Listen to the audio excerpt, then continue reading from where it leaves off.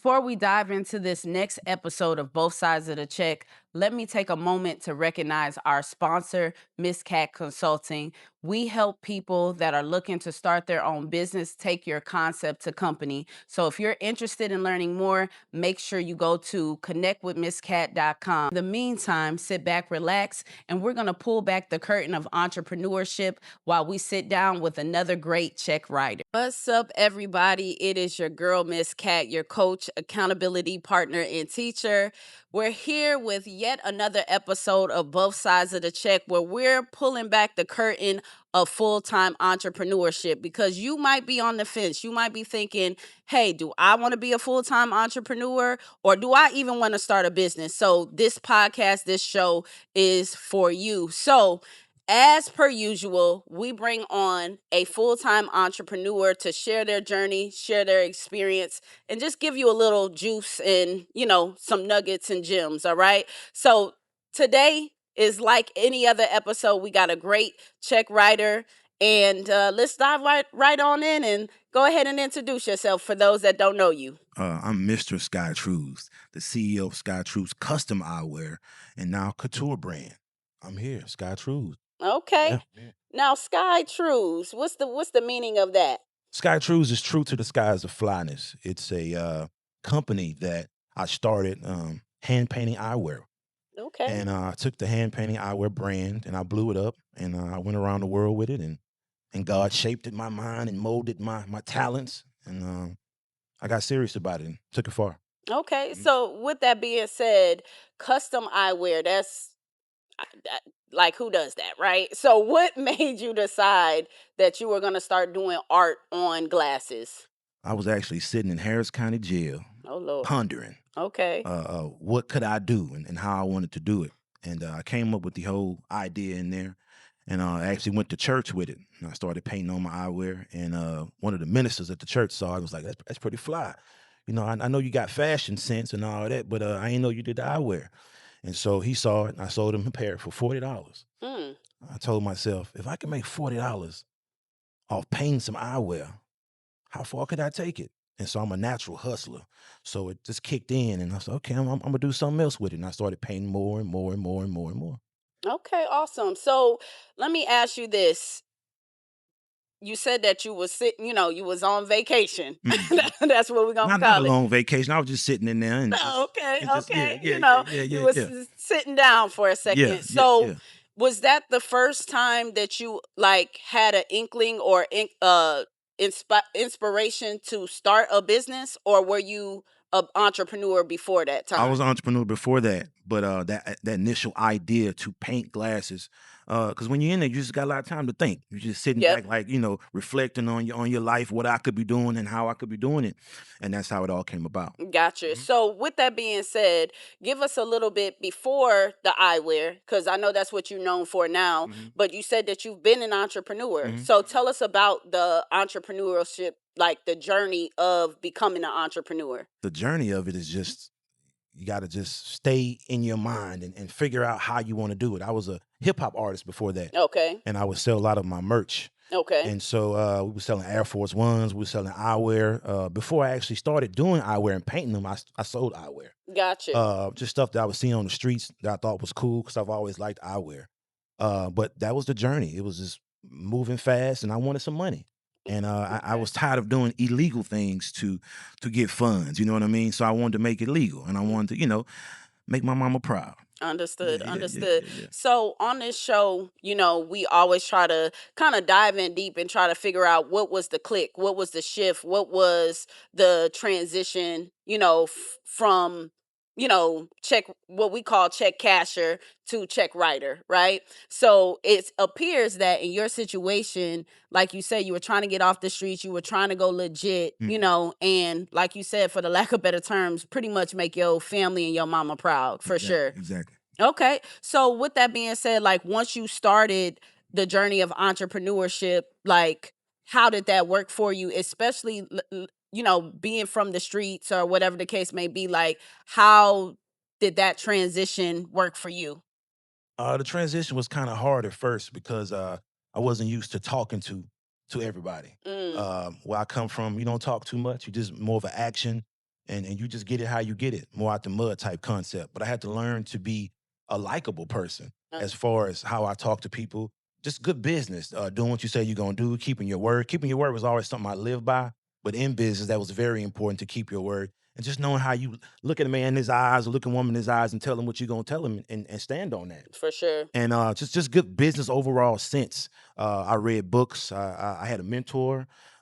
Just being around people and men who helped me understand the transition, and just doing better, elevating myself, dressing different. Your appearance is everything. So Okay, yeah. so basically, like you said, you had to kind of envelop yourself in the culture of Hmm. entrepreneurship. Is Yes. that safe to say? 100%. Okay, so 100%. basically, it goes beyond, just having an idea, Hmm. right? Hmm. But now at this point, if you want to be because I would imagine, and I would venture to say this is type a culture. Like, would you, I mean, being someone that's looking from the outside, would you venture to say as well that this is a culture or a different lifestyle? Like, what would you say about that? It's definitely a culture. It's Yeah. definitely a different lifestyle. You just got to adapt. You got to adjust. You got to want to be better, and part of wanting to be better is studying the people who are better. Mm, So you got to have someone that's over you that can teach you and give you game on different things and different aspects of entrepreneurship. for sure, Yeah. for sure. That's good right there. So let me ask you. So, you know, throughout the journey, you said that you've done the eyewear, Hmm. and out of curiosity, you said that you came from a certain lifestyle. Hmm. How was that received from your counterparts or the people, from back in the day? Was it hard to full-fledged become business? Did people respect that, or how did that work Um, initially? they definitely respected it because they respected me as a person, and so they understood if I was to put my name behind something, it had to be worth something. For sure. Time is everything, and so I try not to waste a lot of time. Idle mind is a devil's playing ground, so you got to be on point with it. And I just took that, and they respected it and started getting behind it. I already had push, I already had culture, and they said, okay, well, this person can be very influential. So if they're doing that, I'm gonna jump on board.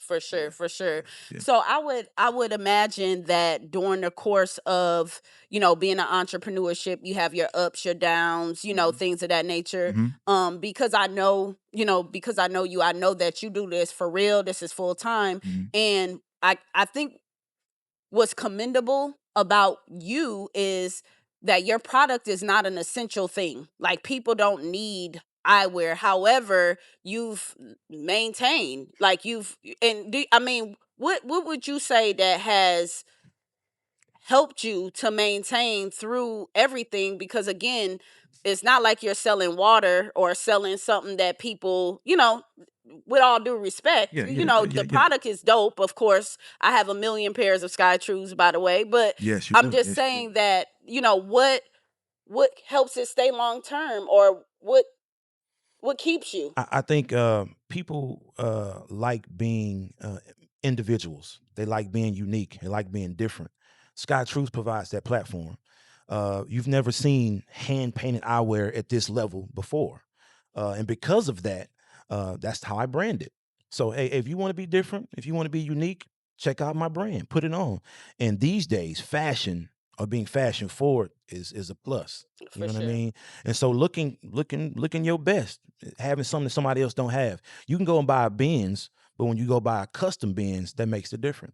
For sure. That makes it unique. For sure. And the reason I say Benz because you spend money on that, just like you're gonna spend money on these Sky Trues. You know what I Mo- mean? They not cheap. They not most cheap. So most yeah, definitely, yeah, most definitely. Hey, there it is. and and that's a great way to put it. Yeah. So with that being said, though, through the course of the journey, this is both sides of the check. So we know that when you write checks, sometimes you get that non-sufficient fund, you get that NSF, right? Hmm. So through your course of the journey, was there any time or any situation or anything that may have occurred that could have potentially taken you out? Now, by the grace of God, I see that you're still here, Yeah, yeah, yeah, right? yeah, So, yeah, yeah. whatever it could have been, you're here. But was there a time that maybe you wanted to quit or anything of that nature? Um, it was a particular brand who began to copy my work Mm, and sell it for a much higher, price. I took that personal. It definitely put a target on my back. The good thing about it is people besides myself took notice and they began to write about it. Mm, So the Houston Chronicle, Young Houston magazine, and at that time you kind of feel like a little defeated but flattered. Like if they're taking my idea and they're branding it and they're making all this money, then what room is it gonna have for me? Because I wanted that lane, but I understand that it's a whole lot of money in this world. It's a whole lot of people, and I ain't done. And gotcha. so I use it as motivation and a platform to catapult me even more higher than what I was before. So I made it a point to put it in their face, for lack of better words. Gotcha. So, with that being said, they always say that imitation is the highest form of flattery. Yep. Yep. Okay. Yep. So, in this journey of entrepreneurship, what is your feedback or what is your thought process on that? Because I know for me personally, I mean, sometimes I'm like, okay, that's cool, but when you put your blood, sweat, your tears, everything into your brand, how does that really genuinely feel? It kind of hurt because Yeah. that's your blood, sweat, and tears. That's your baby. Mhm. I would sit at home and just ponder on what my next move would be. Sometimes I would shed a tear, and for a person like myself, that's kind of hard to get a tear out of me. But I was just passionate about it, and I was overly passionate about it, and I became obsessed. And I think if you don't have obsession for your passion, that's gonna derail it a bit as well. So you got to be on point with that and stay honed in. And I also used the man upstairs. He kept me on point. People around me kept me on point. The prayers of the righteous kept me on point, and I believe that's what did it. For sure, for Mhm. sure. Well, one thing that I would say, especially to those that are watching um, this is a good example of why you need to make sure that when you're starting a business, that you have the proper, resources, education, coaching, mentorship, because in a situation like that, this is why when you form your business, trademarking is everything. Yep. So, Yep. just make sure take this as a lesson for those that are start wanting to start a business. You may not know, you might get it today and might think, oh, this is something little. No, who cares? It's just whatever. But you never know what that brand may, venture to be, who might see you from high up. I think they have people that scout on people, Yeah. you know what I mean, Definitely. Definitely. to see what they got going on, so they can mimic it and copy it and snatch it, from under you. So definitely just take that as a lesson, of trademarking, if not for nothing, because we have to protect, especially when you're artistic and you have very unique stuff. You definitely want to protect that for sure. 100%. 100%. For sure. So, for those that are watching and they may be, thinking to themselves, "Hey, I'm thinking about starting a business." And again, it's one thing when you have a niche business, like I do taxes, I do this, I do that.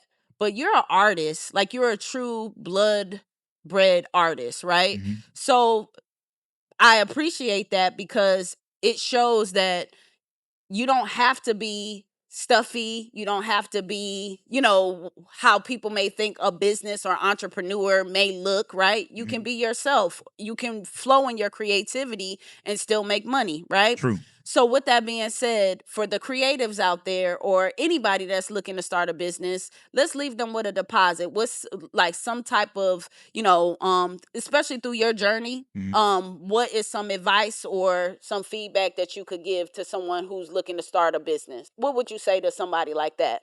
Being a creative, you got to be in a peaceful space. Mm, You got to have your zen. You got to have something around you that's going to keep you motivated, and you got to have inspiration. Something you draw off inspiration of. You can look at Instagram. You can look at different things on YouTube that keep you inspired. You got to be in a constant place of inspiration, because for myself, I would lack inspiration at times mm. because of different things that was around me. Environments, get in a better environment. Find somewhere where you can be at peace, at one with yourself, then create and let it expand and grow. Because without peace, a creator dies. Oh, and that's deep right there. So let me ask you this, because what I've known, from being a creative, right? Hmm. And also at one point in time, so shout out to 𝐬𝐿𝐵𝐿𝐿𝐿, the 𝐬𝐿𝐵𝐿𝐿. governor of the galaxy. At one point in time, I actually managed the artist, right? Okay. And one thing that I do know from my experience is that as a creative, is it safe to say that you need somebody to help balance the business side? Definitely, Okay. definitely. Cause for me, um, at first I didn't really care for the business side, although that makes you the money. I kind of want to focus on being creative. And Mhm. sometimes when you're focusing on both, it kind of, puts you in limbo and you're kind of not balanced. So you definitely want to have somebody doing the business part while you create. And if you can do both, then do it. But sometimes it gets a little fuzzy. Yeah, and Yeah. and I'm glad you mentioned that because I think that that's a great nugget, especially for those that are creatives. Like, it's nothing wrong. It doesn't take away from you as a business person if you have to have someone to actually manage that part, for you. Because, like you said, if you're stressed out trying to think about invoices and shipping out packages Mhm. and this, that, and the third, does that stifle your It creativity? definitely stifles you because you having to think about so much and you can't focus and hone in on what your gift is. It's tough sometimes, but you still got to balance it at the beginning until you find somebody who able to do it for you. For sure, So for that's sure. the beauty of it. For sure. Hmm. Okay, well, is there any final words or any final thoughts for those that are watching? We've been chit chatting with the Mr. 𝐻𝐸𝐻. Well, first off, I want to thank you. Okay, I've thank you. I've watched you for years flourish in different businesses, starting ground up and getting them out the mud. So you're one of my inspirations. Well, thank you. So I just wanted to say that I don't think you get your flowers enough. So if I had the flowers and boots, just imagine some flowers right here, You and want I'm me to use giving it my to them. creativity? Boom, there you go. So I think you deserve that more than I anything appreciate for that. even giving us this platform to speak. But yeah, that's what I want to leave the people with. Appreciation for this lady right here. Oh, well, I appreciate that. And I thank you so much for, sharing your expertise and just, talking to those that are, on the verge, maybe on the fence of being an entrepreneur. And again, I think what makes you so unique is not just being an entrepreneur, but also a creative. Hmm. Because a lot of people have so many gifts and talents and they just I won't say waste it, Hmm. but they get so scared to use it or try to pursue making money with it because they think it's a dead end. So thank you for, being that voice for the creative entrepreneur and letting people know that it is possible, It's very possible.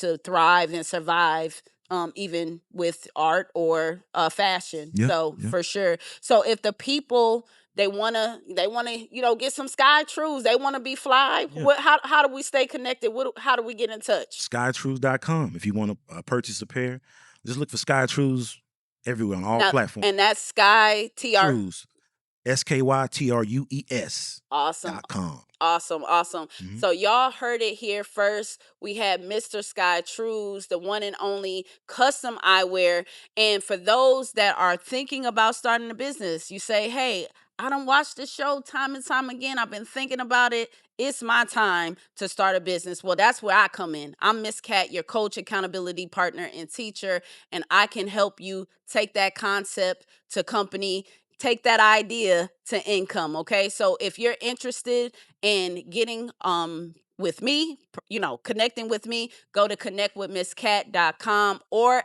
at Connect with Miss Cat on Instagram, Facebook, all socials. But y'all, I'm gonna let y'all go because I got to get ready for another guest. But I appreciate y'all tuning in, staying tapped in, and supporting this movement. Make sure both sides of the check, y'all stay posted every single Monday at 6 a.m. And I'll see you guys next week.